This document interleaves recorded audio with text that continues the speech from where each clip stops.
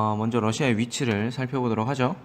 위치는 우리나라를 기준으로 했을 때 바로 북쪽에 위치를 하고 있습니다.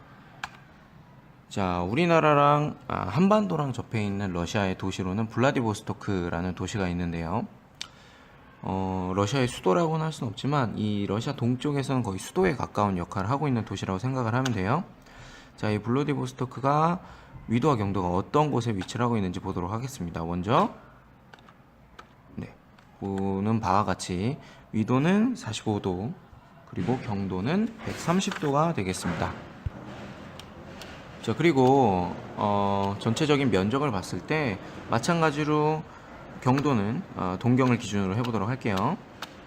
자, 러시아는 동경 20도에서 서경 170도까지 위치를 하고 있습니다. 어마어마한 넓이라고 할 수가 있죠. 자, 그리고 북이 해당이 되는데 북이 43도에서 북쪽으로는 북이 83도, 거의 90도에 가깝게까지 러시아의 영토가 되겠습니다. 엄청난 면적을 자랑하는 바로 이 러시아. 엄청나게 넓죠? 아시아와 유럽에 걸쳐 있는 그 땅을, 영토를 자랑을 하고 있습니다. 우리나라의 약 78배, 중국보다도 거의 배에 가깝게 큰 모습을 우리가 찾아볼 수가 있겠네요. 중국보다 더 넓다라는 겁니다. 동서가 길어서 생긴 현상. 러시아는 남북의 거리도 길지만 동서의 길이가 어마어마하게 길죠. 그래서 굉장히 다양한 시간대가 나타나고 있습니다. 특히 자세한 내용은 71쪽 참고를 하면 될 것 같아요.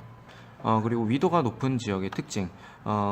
물론 위도가 45도에서 83도로 다양하게 분포를 하고 있지만 전체적으로 위도가 다 높게 나타나고 있어요. 그렇기 때문에 매우 추운 기후적 특징을 갖고 있다는 거 기억을 하면 되겠습니다. 자, 특히 러시아에는 가장 추운 도시 오이마콘이라는 곳이 있는데요. 이건 수업 시간에 좀 더 자세하게 얘기를 해보도록 할게요. 세계에서 가장 추운 도시라고 합니다. 약 영하 70도까지도 내려간다라고 하니까 진짜 어마어마하게 추운 날씨겠죠. 이 도시는 차에 시동을 끄질 못한다고 그래요. 차에 시동을 계속 켜놔야지 시동을 한 번만 끄면은 바로 기름이 얼어버린다고 합니다. 엄청나게 추운가 보죠. 네, 이런 오이마콘에 대해서는 우리가 수업 시간에 더 얘기를 해보도록 하고요. 과연 이 러시아가 접하고 있는 국경 도시들은 몇 개나 되는지 한번 살펴보도록 하겠습니다. 일단 우리나라, 중국, 몽골 등이 있고요. 카자흐스탄, 스탄들이 있습니다. 네, 이렇게 여러 나라들이 국경을 접하고 있습니다. 14개 국가, 중국과 비슷하다라고 할 수가 있겠죠. 자, 본격적으로 이 러시아의 지형에 대해서 살펴보도록 할 텐데요. 74쪽에 있는 시베리아 횡단 열차를 타고 라는 글을 꼭 읽어보고 거꾸로 교실을 듣기 바랍니다. 자, 시베리아 횡단 열차 노선도를 보면서 우리가 어떤 지형들이 나타나 있는지 보도록 할게요. 자, 일단은 블라디보스토크에서 출발을 하게 되는데요. 이 블라디보스토크는 동방을 지배한다 라는 뜻의 러시아어라고 합니다. 그래서 동해 연안의 가장 최대의 항구 도시라고 할 수 있고요. 군항을 겸하고 있습니다. 근데 여기가 겨울에는 얼어붙어요. 물론 지금은 쇠빙선이라는 배를 이용해서 얼음을 깨서 1년 내내 활동을 할 수 있도록 만들어서 항구를 이용을 하고 있지만 과거에는 겨울에는 이용을 못하는 항구였습니다. 자, 이제 블라디보스토크에서 시베리아 열차를 타고 이동을 해보도록 하겠습니다. 자, 시베리아 횡단 열차 같은 경우에는요, 크고 작은 90개의 도시를 지나고요. 그 중에 60개의 역에서 잠시 쉰다고 합니다. 객실이 좀 좁기는 한데 그럭저럭 지낼만은 하다고 하네요. 자, 그래서 모스크바까지 가는데 6박 7일이 걸린다고 하고요. 약 9,297km, 뭐 상상조차 할 수 없는 거리가 되겠죠. 9,000km가 넘는 거리를 운행을 한다고 합니다. 그리고 여기서 길게는 핀란드까지도 시베리아 횡단 열차를 타고 쭉 이어서 타고 갈 수가 있다고 해요. 그리고 여기에서 가면 바이칼호가 나오는데요. 바이칼호는 세계에서 가장 깊은 호수라고 할 수 있습니다. 깊이가 얼마나 깊냐면 한라산 높이에 조금 못 미칠 정도로 깊이가 깊다고 합니다. 그리고 이 바이칼 호수에는 섬이 27개가 있다고 해요. 전 세계 강과 호수물의 약 5분의 1이 이 바이칼 호수에 담겨 있다고 하니까 굉장히 커다란 면적을 차지하고 있다는 걸 우리가 알 수가 있겠죠.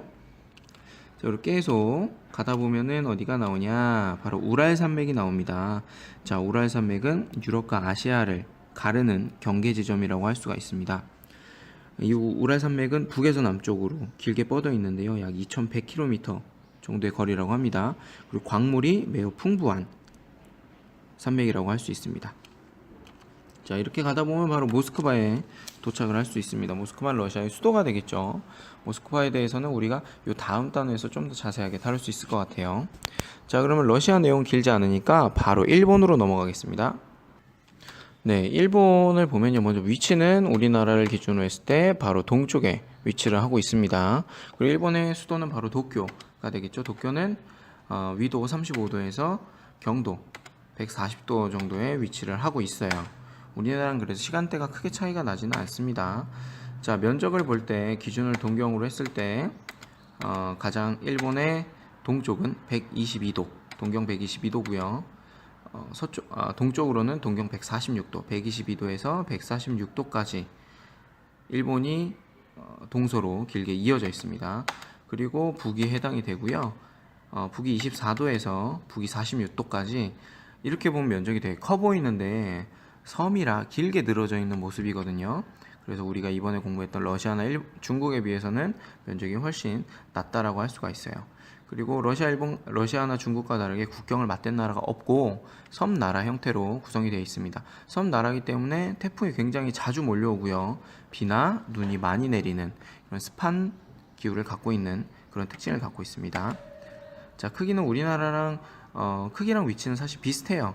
그리고 이 위도가 비슷하기 때문에 기후도 비슷하다고 할 수 있습니다. 우리나라랑 비슷하게 사계절이 뚜렷한 날씨를 보이고 있어요.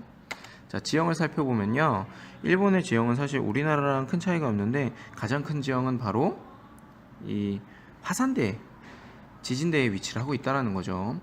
자, 지금 보는 지도는 판구조론이라는 이론에서 나온 지도인데요. 자, 근데 일본이 그림에서 보는 거와 마찬가지로 이 판구조론에서 판의 경계선에 위치를 하고 있어요.